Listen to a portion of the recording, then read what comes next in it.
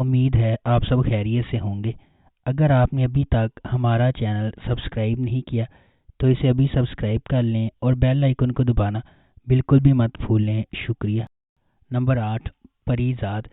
کہانی ایک سیاہ فام کالج کے طالب علم پری زاد کے گرد گھومتی ہے، جو خود اعتمادی اور اعتماد کے مسائل کے ساتھ پروان چڑھا ہے۔ معاشرے کے اس کے بارے میں فیصلے کے باوجود وہ بہت محنتی، انتہائی عزت دار اور خوش اخلاق ہے، اور جس سے بھی ملتا ہے اس پر ایک دیرپا تاثر پیدا کرتا ہے۔ یہ ڈرامہ ہمیں اپنے دوستوں اور دشمنوں کے سفر کے ساتھ لے جاتا ہے، جن سے وہ اپنی زندگی میں ملاقات کرتا ہے، جب وہ شاعری کے اپنے حقیقی جذبے کو منتخب کرنے یا ایک حقیقت پسندانہ ملازمت کرنے کی اپنی اندرونی لڑائی سے نمٹتا ہے، جو اس کے خاندان کو آمدنی فراہم کر سکے۔ نمبر 7، ہم سفر۔ خیرت احسن کا تعلق حیدرآباد میں ایک نچلے متوسط طبقے سے ہے، اور وہ اپنی بیوہ ماں میمونہ کے ساتھ ایک چھوٹے سے اپارٹمنٹ میں رہتی ہے۔ جیسے ہی یہ سیریز شروع ہوتی ہے، اس نے حال ہی میں اپنی بیچلر آف سائنس کی ڈگری حاصل کی ہے، اور جیسا کہ اس کے مرحوم والد ریاضی کے استاد تھے، اس لیے اسے ریاضی میں بہت خاص مہارت حاصل ہے۔ میمونہ کا بھائی بصیرت حسین ایک خود ساختہ کروڑ پتی ہے جو کراچی میں رہتا ہے۔ اس کی شادی فریدہ سے ہوئی ہے، جو ایک سماجی کارکن ہے جو انسانی حقوق کی NGO بھی چلاتی ہے۔ ان کا ایک بیٹا ہے اشر، جس نے ییل یونیورسٹی سے MBA کیا ہے اور اپنے والد کے ساتھ خاندان کی اعلیٰ طاقت والی فارم چلاتا ہے۔ میمونہ کو کینسر کی تشخیص کے بعد بصیرت اسے اور خیرت کو علاج کے لیے کراچی میں اپنے گھر لے جاتا ہے۔ جب اسے معلوم ہوتا ہے کہ میمونہ کا اب کوئی علاج نہیں ہے، میمونہ بصیرت کو درخواست کرتی ہے کہ خیرت کی شادی کر دی جائے۔ بصیرت میمونہ سے وعدہ کرتا ہے کہ اشر خیرت سے شادی کرے گا۔ نمبر 6، پیارے افضل۔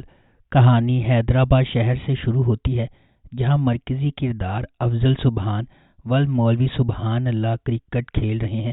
افضل اپنا وقت کھیل، تاش اور سٹہ بازی میں صرف کرتا ہے، جسے اس کے والد حقیر سمجھتے ہیں۔ اسے مل مالک کی بیٹی فرح ابراہیم سے محبت ہے، اور اسے فرح سے خط موصول ہونے کا دعویٰ ہے، جسے وہ اپنے دوستوں کے سامنے پڑھتا ہے، حالانکہ وہ لڑکی کا نام ظاہر کرنے سے انکاری ہے۔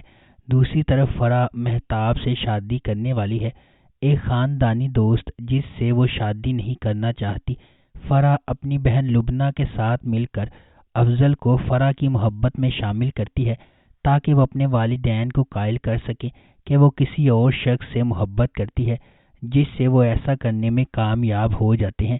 دیر اثنا افضل کو فرح سے محبت ہو جاتی ہے، اور اس کی بہن اپنے والدین کو فرح کے والدین کو شادی کی پیشکش کرنے پر راضی کرتی ہے۔ خاندانی ملاقات میں فرح افضل کی تذلیل اور توہین کرتی ہے۔ دل شکستہ افضل حیدرآباد سے کراچی کے لیے روانہ ہو جاتا ہے، اور یہ عہد کر کے کہ وہ کبھی واپس نہیں آئے گا۔ نمبر 5، تیرے بن۔ میرب ایک پرجوش اور خوبصورت نوجوان لڑکی ہے جو اعلیٰ تعلیم حاصل کرنا چاہتی ہے۔ اس کی پوری دنیا اس کے والدین کے گرد گھومتی ہے، اور وہ ان پر سب سے زیادہ یقین کرتی ہے۔ اس کی مضبوط اور پر اعتماد شخصیت اسے اپنے آس پاس کی سماجی ناانصافیوں کے خلاف کھڑا کرتی ہے۔ اس کے برعکس مرتسم کا تعلق ایک طاقتور اور بااثر خاندان سے ہے۔ وہ اپنے خاندان کے اخلاق اور روایات کا احترام اور قدر کرتا ہے، اور خاندان کو نیچا دکھانے سے انکار کرتا ہے۔ میرب کی زندگی ایک غیر متوقع موڑ لے لیتی ہے جب اسے اپنی اور مرتسم کی زندگی کے بارے میں اپنے خاندان کے فیصلے کے بارے میں پتہ چلتا ہے۔ مرتسم کے خلاف میرب کی نفرت ماضی کے ایک خاندانی راز کے طور پر بڑھتی جا رہی ہے۔ مختلف پس منظر اور ذہنیت سے آتے ہوئے مرتسم کو میرب کے اپنے تئیں متکبرانہ رویے کا احساس ہونے لگتا ہے، اور وہ اسے اپنے لیے ایک چیلنج سمجھنے لگتا ہے۔ دوسری طرف میرب، جو اپنی زندگی کو اپنی شرائط پر گزارنے کی عادی ہے، مرتسم کی خاندانی روایات اور غیر ضروری سماجی رکاوٹوں کو قبول کرنے سے انکار کر دیتی ہے۔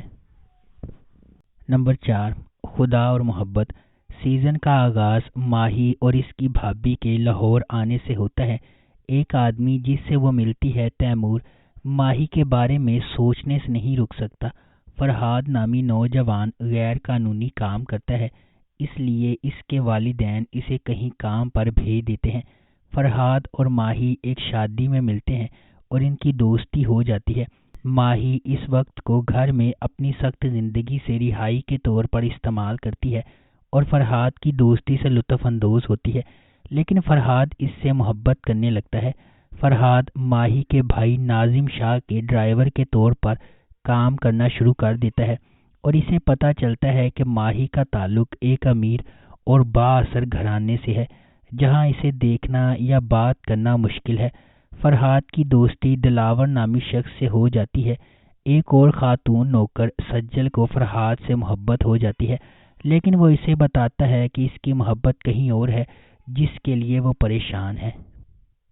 نمبر 3، میرے پاس تم ہو۔ دانش پاکستانی ثقافت کی اخلاقی اقدار کا حامل ایک سادہ آدمی ہے۔ وہ سرکاری افسر کے طور پر کام کرتا ہے۔ اس کی پوری دنیا اس کی بیوی مہوش اور بیٹے رومی کے گرد گھومتی ہے۔ مہوش ایک وفادار گھریلو خاتون ہے، لیکن اس کے بہت بڑے عزائم ہیں جو اس کے شوہر پورا نہیں کر پا رہے۔ اس کا ذائقہ مہنگا ہے اور اس کی خواہش ہے کہ اسے اپنے امیر دوست انوشے کے برابر دیکھا جائے۔ اس کے بعد مہوش اور دانش کو انوشے کی بھائی کی شادی میں مدعو کیا جاتا ہے، جہاں ایک امیر بزنس مین شہوار نے اس پر جادو کیا ہے۔ یہ آخرکار اس کی گیس لائٹنگ، چاپلوسی، دولت کی سحر میں مبتلا ہونے کی وجہ سے غیر ازدواجی تعلق میں بدل جاتا ہے، یہاں تک کہ وہ مہوش کو اپنے دفتر میں بہت زیادہ تنخواہ اور اضافی مراعات کے ساتھ ایک اعلیٰ عہدے کی نوکری کی پیشکش کرتا ہے۔ مہوش کے بیٹے اور شوہر نے اس کے دفتر میں اس کی نوکری سے انکار کیا کیونکہ انہیں غیر ازدواجی تعلقات کا شبہ ہے۔ نمبر 2، زندگی گلزار ہے۔ ڈرامے کی کہانی کشف مرتضیٰ اور زارون جنید کی زندگی کے گرد گھومتی ہے۔ کشف کا تعلق ایک نچلے متوسط خاندان کے پس منظر سے ہے اور وہ اپنی والدہ رافیہ اور اپنی 2 بہنوں سدرا اور شہنیلا کے ساتھ رہتی ہے۔ رافیہ کے شوہر مرتضیٰ نے رافیہ کو بیٹے کی پیدائش نہ ہونے کی وجہ سے چھوڑ دیا تھا۔ مرتضیٰ نے ایک اور عورت سے شادی کی جس نے بالآخر اس کے بیٹے حماد کو جنم دیا۔ خاندان کو بہت سی مشکلات کا سامنا کرنا پڑتا ہے جس کی وجہ سے کشف پریشان، غیر محفوظ اور مردوں پر اعتماد نہیں کرتی۔ رافیہ ایک سرکاری اسکول کی پرنسپل کے طور پر کام کرتی ہے اور شام کو بچوں کو ٹیوشن دیتی ہے تاکہ اپنا خرچہ پورا کر سکے۔ اس کی بیٹیاں بھی بنیادی زندگی گزارنے کے لیے طرح طرح کی قربانیاں دیتی ہیں۔ نمبر 1، خانی۔ کہانی کا آغاز صنم خان سے ہوتا ہے جسے خانی بھی کہا جاتا ہے۔ وہ ایک خان اور اس کے خاندان کے برعکس ڈرپوک اور بزدل ہے جو خانی اور اس کے جڑواں بھائی سارم کی آنے والی سالگرہ کی تیاریوں میں مصروف ہے۔ در اثنا سارم گریجویٹ ہونے والا ہے جب وہ میر ہادی نامی سیاستدان کے امیر بگڑے ہوئے بیٹے کو ناراض کرتا ہے۔ ایک لڑائی ہوتی ہے اور ہادی سارم کو 4 گولیاں مار کر قتل کر دیتا ہے۔ سارم کے قتل سے پریشان خانی کے اہل خانہ نے ہادی کے خلاف عدالت میں مقدمہ دائر کر دیا ہے۔ انہیں دھمکیاں ملنا شروع ہو جاتی ہیں اور انہیں بہت ذلت اور ہراسانی کا سامنا کرنا پڑتا ہے۔ تاہم خانی جو اپنے بھائی کی موت کے بعد سے پختہ ہو چکی ہے اور ریڑھ کی ہڈی میں اضافہ کر چکی ہے، اس وقت بھی ثابت قدم رہتی ہے جب اس کے والدین اس صورتحال میں ڈگمگاتے ہیں۔ اگر آپ کو ہماری یہ ویڈیو پسند آئی ہے تو اسے لائک کریں، شیئر کریں اور ہمارے چینل کو سبسکرائب کرنا بالکل بھی مت بھولیں۔ شکریہ۔